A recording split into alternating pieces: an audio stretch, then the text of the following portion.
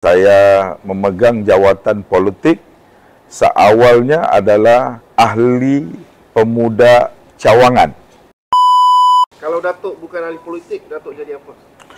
Saya sebenarnya sebelum jadi orang politik dan sehingga saat ini saya adalah ahli perniagaan. Daripada awal pun saya memang berkecimpung selepas saya habis sekolah, saya memang seorang ahli perniagaan dan naluri kehidupan saya, keluarga saya adalah seorang ahli perniagaan. Saya sebenarnya berkawan dengan seorang yang mempunyai nama besar sebelum saya berkecimpung politik, yaitu Datuk Seri Tengku Adnan Tengku Mansur. Saya berkawan dengan beliau sebelum saya berkecimpung politik. Dan Alhamdulillah, saya mengikuti beliau lebih daripada 5 tahun, dan saya memegang jawatan politik seawalnya adalah ahli pemuda cawangan di satu cawangan bernama Durian Tunjung di wilayah Persekutuan Labuan.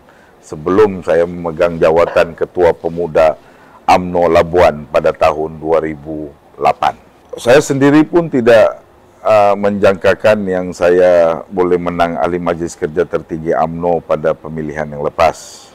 Karena bukan mudah sebenarnya mau menang ahli Majlis Kerja Tertinggi untuk memenangi hati ahli UMNO itu sendiri daripada 191 bahagian. Tapi saya mensyukurilah atas kemenangan ini. Tetapi saya melihat akan kelebihan yang saya ada ini karena saya sentiasa bersama dan mengikuti Datuk Seri Tengku Adnan Tengku Mansur selaku Setiausaha Agung UMNO yang sekian lama. Dia jadi setiausaha kerja pada tahun 2000 kalau tidak silap saya, dan menjadi Setiausaha Agung daripada zaman Pak Lah menjadi Perdana Menteri, zaman Datuk Seri Najib, sehinggalah zaman Datuk Seri Ahmad Zahid Hamidi selaku Bendahari. Dan ini kelebihan yang saya ada karena mempunyai kawan yang ramai, mempunyai rangkaian yang ramai, sehingga saya menang menjadi ahli Majlis Kerja Tertinggi UMNO Malaysia. Yang kedua, karena saya menjiwai UMNO ini sejak saya kecil. Cuma saya tidak memegang jawatan.